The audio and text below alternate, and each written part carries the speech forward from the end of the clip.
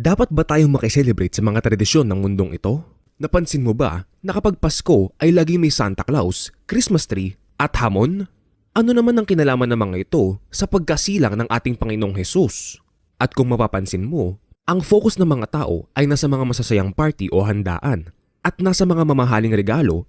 Bakit? Dahil ang mga gawaing ito ay mula rin sa mga paganong pista ng mga Romano na tinatawag na Saturnalia. Bilang pagdiriwang para sa Diyos-Diyosang si Saturn o Kronos, tingin nyo ba ang mga pagdiriwang na hango mula sa mga paganong tradisyon ay kinalulugod ng Diyos? Hindi po talaga pinahintulot ng Diyos na malaman natin ang eksaktong araw kung kailan dapat ipagdiwang ang Pasko dahil ang kapanganakan ng ating Panginoong Hesus ay paraan lamang upang siya ay magkatawang tao. Ngunit hindi siya tao kagaya natin na nagdiriwang ng kaarawan dahil siya ay Diyos. At ang Diyos ay naroon na bago palikhain ang sanlibutan.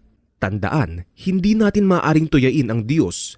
At alam niya kung ang Panginoong Hesus ba talaga ang laman ng iyong puso tuwing Pasko o kung nakikaayon ka lang sa tradisyon ng mundong ito. At sa ating henerasyon, hindi ba't mas dapat nating ipagdiwang ang pagkamatay at muling pagkabuhay ng ating Panginoong Hesus? Dahil kung hindi muling nabuhay si Kristo, ang ating pananampalataya ay walang katuturan. At tayo ay nananatili pa rin sa ating mga kasalanan.